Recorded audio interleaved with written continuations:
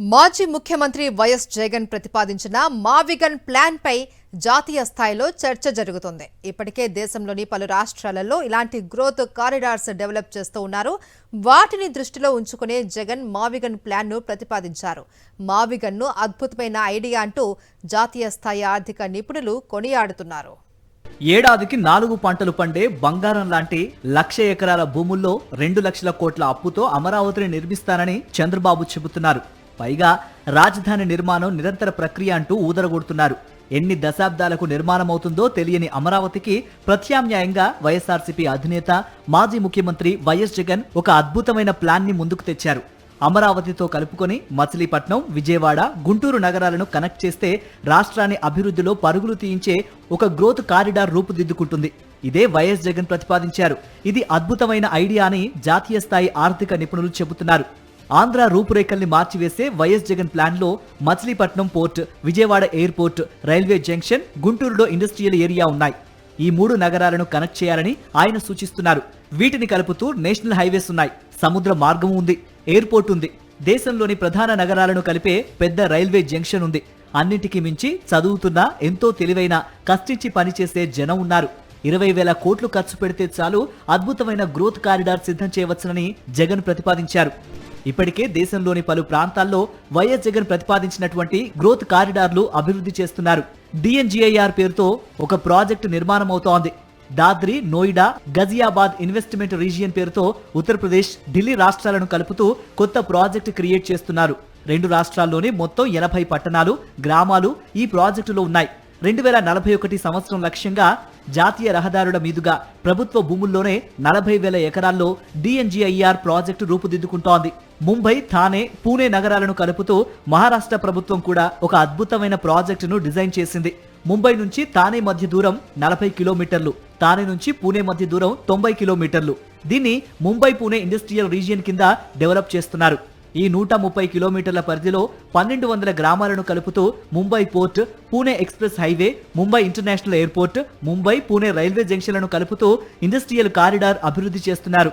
ఇప్పటికే ఈ ప్రాజెక్టులో భాగంగా Mumbai to Pune express highway పూర్తయింది. ఏపీకి పొరుగునే ఉన్న తమిళనాడులో కూడా మావిగన్ తరహాలోనే 2 ప్రాజెక్టులను డిజైన్ చేసి పనులు కూడా చురుగ్గా చేస్తున్నారు. మొదటిది చెన్నై కన్యాకుమారి ఇండస్ట్రియల్ కారిడార్. చెన్నైలోని సి, కన్యాకుమారిలోని కే తీసుకుని సికేఐసి పేరుతో చెన్నై కన్యాకుమారి ఇండస్ట్రియల్ కారిడార్ ను సౌత్ ఈస్ట్ ఏషియాలోనే అతిపెద్ద ఎకనామికల్ కారిడార్ గా డిజైన్ చేశారు. రెండోది సిబిఐసి అంటే చెన్నై బెంగళూరు ఇండస్ట్రియల్ కారిడార్. చెన్నైలోని సి, బెంగళూరులోని బి అక్షరాలు తీసుకొని ఈ సిబిఐసి కారిడార్ రూపొందించారు. 560 కిలోమీటర్ల పరిధిలో చెన్నైలోని port, Chennai to Bengaluru national highway, Chennai బెంగళూరులోని ఇంటర్నేషనల్ ఎయిర్పోర్ట్లు, చెన్నై సెంట్రల్ రైల్వే స్టేషన్ ఇలా అన్నింటికీ లింక్ చేస్తూ ఈ ఇండస్ట్రియల్ కారిడార్ డెవలప్మెంట్ పనులు శరవేగంగా సాగుతున్నాయి.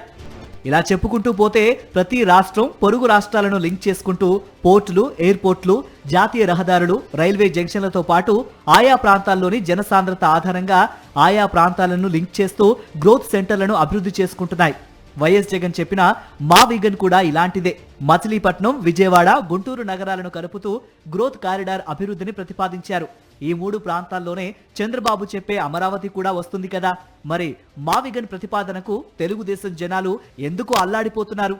చంద్రబాబు భూములు తీసుకున్న 29 గ్రామాలతో పాటు మొత్తం 800 గ్రామాలు బాగుపడతాయి కదా మావిగన్ గ్రోత్ కారిడార్తో. మనం ప్రపంచంలో ఉంటూ మన కళ్ళు అమరావతిని మాత్రమే చూస్తూ జనాన్ని గుడ్డివాళ్ళుగా అనుకుంటే ఎలా? మచిలీపట్నం, విజయవాడ, గుంటూరు నగరాలు వాటి మధ్యనే ఉంటే గ్రామాల్లో మొత్తంగా మావిగన్ ఏరియాలో 50 లక్షలకు పైగా జనం నివసిస్తున్నారు. ఈ మొత్తం జనాభా గ్రోత్ కారిడార్ పరిధిలోకి వస్తారు.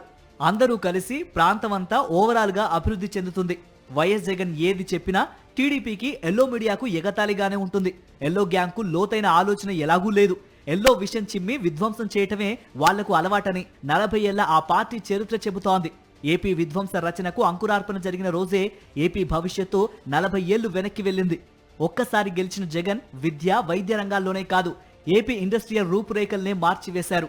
పోర్టులతో రాష్ట్ర ఆర్థిక వ్యవస్థను పటిష్టం చేయటం కూడా కళ్ల ముందే కనిపిస్తోంది.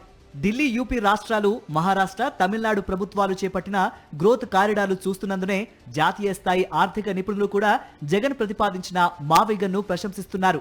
తెలుగుదేశం నాయకులు లోతుగా ఆలోచించి తెలివైన నిర్ణయం తీసుకుంటే భవిష్యత్తు తరాలు బాగుపడతాయి. మావిగన్ గురించి రాష్ట్రంలో తరతరాలుగా చెప్పుకుంటారు.